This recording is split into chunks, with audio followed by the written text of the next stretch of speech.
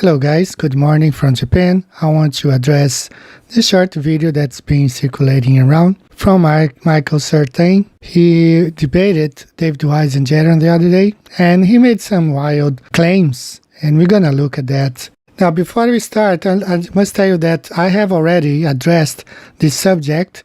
All you have to do is watch the video called Professor Dave Phony and his false claims. So Michael Sartain claims the very same thing as Professor Dave. So what I did is basically edit parts of the video from Professor Dave. Let's go ahead and listen to Michael Sartain. If I am in Buenos Aires, if I am in Johannesburg, or if I'm in Sydney and I'm facing towards Australia, in all three cases I can see the Southern Cross. So Michael Sartain makes the very same false claim that Professor Phony did, that you are in Buenos Aires and Sydney and South Africa facing in opposite directions and seeing the Southern Cross, which is completely false. I'm going to demonstrate that to you right now. So listen to a little bit more of Michael Sartain. But I cannot see the Southern Cross when I am in Las Vegas, Nevada.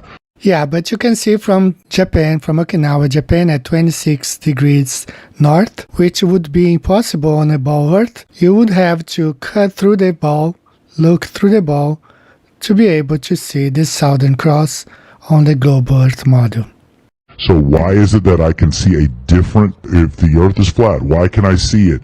And in these perspectives, I'm facing in completely different directions in all three of these locations because these continents, according to the flat Earth model, are facing in three different directions. There's a date that you can look forward to, July 22nd. This is when, if you are standing in a certain place in South America, all over Africa, in a certain place in Australia, it's possible to see the Southern Cross. Now, it's not just any parts of this place, it's got to be in a specific part, and I'm going to show you today. Now, the first region is in Salvador, Brazil. It's located 12.97 degrees south and 38.50 degrees west. Anywhere in Africa, you don't need to point Johannesburg in this case. And for someone in Perth, Australia, at 31 degrees south and 115 degrees east, it's possible that three people in these three different regions at the same time can see the Southern Cross. So let's look at this right now. First, we're going to calculate time zones in these different places. Salvador in Brazil is 3 hours behind UTC time or Greenwich time. 3 hours behind. Johannesburg is 2 hours ahead of the UTC time. Okay, Johannesburg is 2 hours ahead of UTC time. Very important information because we're going to put everything together. And the last one, Perth, which is 8 hours ahead of UTC time or the Greenwich time. That region in Brazil, where Salvador is located, is the easternmost region in South America, which means closest to Africa. And the Southern Cross is above Africa. Someone in Salvador looking southeast, he or she will be able to see the Southern Cross. Now it's very important that the person standing in that region looks southeast. Now let's move to next one, which is Perth. Why can you see the Southern Cross from Perth at that time of the year? Well, very simple. Perth is located in the westernmost region in Australia, which is closest to the African continent. That's why these three people in these three different locations will be able to see the Southern Cross. Let's add the Southern Cross on the sky and see again one more time. Let's run this real quick. So there you have again, midnight in Perth, 1 a.m. in Perth. The Southern Cross is approaching Africa, 2 a.m. in Perth, 4 p.m. in Salvador, 3 a.m. in Perth, 5 p.m. in Salvador, 4 a.m. in Perth. This is 9 p.m. UTC time. Let's increment now only 40 minutes. There you have it. The Southern Cross right above Africa.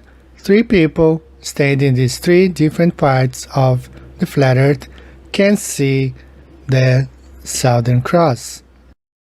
If you keep going, it's gonna be daytime in Perth.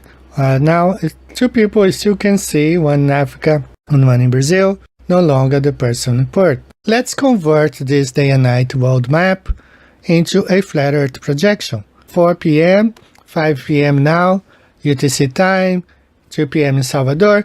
Now you can see now, once we convert the Mercator's projection into a flat Earth map, you can see how close that region of Brazil is of Africa, nowhere near what he had, a person in Patagonia, Argentina. So let's go on, increment another hour, 3 a.m. in Perth, 4 p.m. in Salvador, Brazil. Now 9 p.m. UTC time, let's increment now only 40 minutes, and there you have it. Three people standing in these three different regions can see the Southern Cross at the same time. Here's on another angle. Stars are rotating from east to west. Three people in these three different regions can see the Southern Cross, specifically on this date, July 22nd, 2022. Now that repeats during the year. Here you can see from another angle, from the top, three people standing in three different directions can see the Southern Cross. So you're telling me again, that the Southern Cross is going to rotate my perspective in different places, and the North Star does not. It stays over that part in the Arctic Ocean, but the Southern Cross, it changes its perspective. It rotates around during different times of the day. Yes, not just the Southern Cross. All the stars and constellations circle around the Earth. Even an old Navy video talking about celestial navigation explains that. From Earth, it appears to move from east to west. One complete rotation every 24 hours. Over the years, astronomers have selected 57 easily identifiable stars on the celestial sphere for navigational purposes. The rest can be disregarded. In addition, navigators have traditionally used the planets Venus, Mars, Jupiter, and Saturn, the Earth's moon, and the sun. So yes, all the stars, including the sun and the moon, rotate around the Earth over a period of 24 hours. The flat Earth clearly explains better what we observe in the sky. Year after year, the stars are in the same position. As the Holy Scriptures say, when I consider your heavens, the work of your fingers, the moon and the stars, which you have set in place. So the stars are not moving in different directions, expanding as the heliocentric model claims.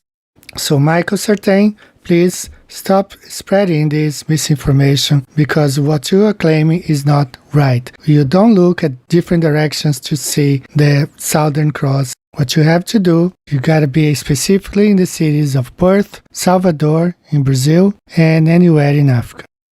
Thanks guys, I hope to see you the next time. Take care, bye bye.